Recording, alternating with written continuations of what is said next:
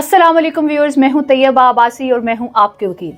Criminal trial और अदालती कार्रवाई के हवाले से आज हमारी एक और एपिसोड। इस एपिसोड में हम ये डिस्कस करेंगे कि जुडिशियल रिमांड या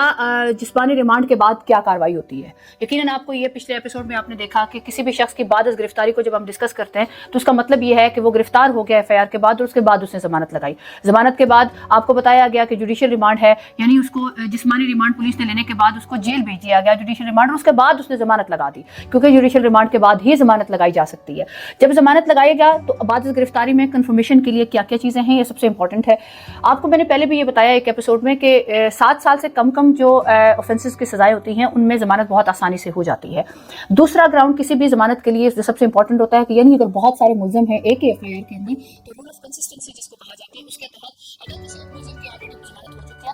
तो उसी एफआईआर में दूसरे मुल्ज़िम को रूल ऑफ कंसिस्टेंसी के तहत बेल दे दी जाती है। दूसरा ग्राउंड ये होता है। तीसरा ग्राउंड एक ऐसा ग्राउंड है जिसमें ये कहा जाता है कि मैटर ऑफ फर्दर इंक्वायरी है, यानी ये कहा जाता है कि इस मैटर में तो अभी और भी इंक्वायरी होनी है, ये केस जो है वो कंप्लीट नहीं है, इसमें कुछ फैक्ट्स रखे गए हैं, फैक्ट्स एक्सप्लेन नहीं किए गए, कुछ चीज़ें छुपाई गई हैं, यानी इसमें अभी और इन्वेस्टिगेशन या इंक्वायरी होने वाला केस है, तो उस बेस पे जो इलाका मजिस्ट्रेट है वो बेल दे सकता है। सबसे इंपॉर्टेंट जो कॉन्स्टिट्यूशनल जो हमारा स्टैट्यूटरी ग्राउंड इसको कहा जाता है, यानी किसी भी मैटर में ट्रायल जो है वो एक लिमिटेड पीरियड तक अभी तक कंक्लूड नहीं हुआ, या उसमें कोई स्टैट्यूटरी पीरियड के अंदर कोई भी मुल्ज़िम जो है वो खातून है, ओल्ड एज खातून है, या उसमें कोई ओल्ड एज आदमी है, तो उनकी बेल भी स्टैट्यूटरी ग्राउंड पे आराम से हो जाती हैं। प्रोहिबिटरी क्लॉज में फॉल नहीं करता, या फिर कोई ऐसी एविडेंस आ गई है जिसमें कोर्ट ये समझती है कि नहीं इसको जमानत दी जाए, तो मजिस्ट्रेट उन सूरत हाल में बाद गिरफ्तारी यानी उस बंदे को जेल भेजने के बाद उसकी जमानत पे जमानत दे देता है। तो ये वो ग्राउंड्स हैं जिन पे नॉर्मली जमानतें हो जाती हैं।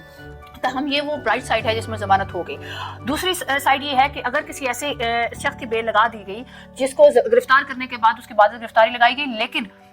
उसकी जमानत नहीं होती, उसकी जमानत का यकीनन ये है कि उसकी 7 साल से ज़्यादा सज़ा है उस केस में, या केस में जो मुल्ज़िम इन्वॉल्व है वो बहुत हीनियस क्राइम है, या उसके खिलाफ एविडेंस बहुत ज़्यादा और क्लियर है, उससे जो जुडिशियल रिमांड से पहले जिस्मानी रिमांड लिया गया उसके अंदर उससे रिकवरी कर ली गई और उसे केस से कनेक्ट कर दिया गया और पुलिस ने बहुत मजबूत केस बना लिया, तो उन केसेस में ये होता है कि जमानत नॉर्मली चांसेस कम होते हैं, तो जमानत इलाका मजिस्ट्रेट खारिज कर देता है। अब जमानत खारिज होने की सूरत में क्या ऑप्शन है उसके पास, वो आगे किधर जाएगा, क्योंकि वो शख्स तो जेल में है और उसके पास क्या रेमेडी है, तो उसके पास रेमेडी है कि इलाका मजिस्ट्रेट जमानत खारिज होने के बाद वो जमानत सेशन कोर्ट में लगाएगा। सेशन कोर्ट में उसी ऑर्डर के खिलाफ, इलाका मजिस्ट्रेट के ऑर्डर के खिलाफ वो जमानत लगाएगा और ये कहेगा, नया ग्राउंड बनाएगा उसका वकील के जी हमें। हाँ, यहाँ पे एक इंपॉर्टेंट क्वेश्चन ये आता है कि नॉर्मली लोग जेल में हैं और उनसे वकील की एक्सेस नहीं है, उनके पास फीसेस नहीं है, उनके पास कोई ऑप्शन नहीं है कि वो फीस दे के वकील हायर कर सके। तो यहाँ पे हमारे यहाँ लॉ ये भी है जिसकी बहुत सारे लोगों को मालूमात नहीं है कि जेल से भी आपको बहुत सारी स्टेट ये एक्सेस देती है कि अपनी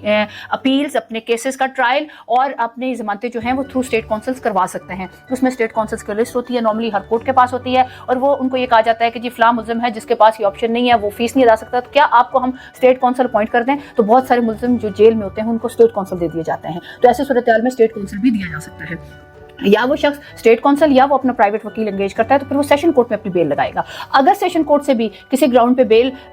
नहीं होती या डिसमिस हो जाती है तो फिर उसके पास हाई कोर्ट की रेमेडी है। हाई कोर्ट के बाद वो सुप्रीम कोर्ट तक अपनी बेल्स आफ्टर अरेस्ट जो है वो प्लीड कर सकता है, और अगर उसकी बेल किसी भी स्टेज पे हो जाती है तो फाइन, अगर नहीं होती तो फिर ये होता है कि अगर सुप्रीम कोर्ट तक उसकी बेल डिसमिस हो जाती है तो फिर उसका ट्रायल शुरू हो जाता है। अब ट्रायल में क्या होता है और उसके बाद उसके क्या क्या स्टेप्स हैं ये हम आपसे अगले एपिसोड में डिस्कस करेंगे। उम्मीद है कि इस एपिसोड में आपको यकीनन बहुत सारी मालूमात मिली होंगी। हमारी मज़ीद इन्फॉर्मेशन और इस तरह की इन्फॉर्मेशन लेने के लिए हमारे चैनल को सब्सक्राइब करें, इस लिंक को शेयर करें और इस मालूमात को जो है आगे अपने फर्दर लोगों तक पहुँचाएं। Thank you so much.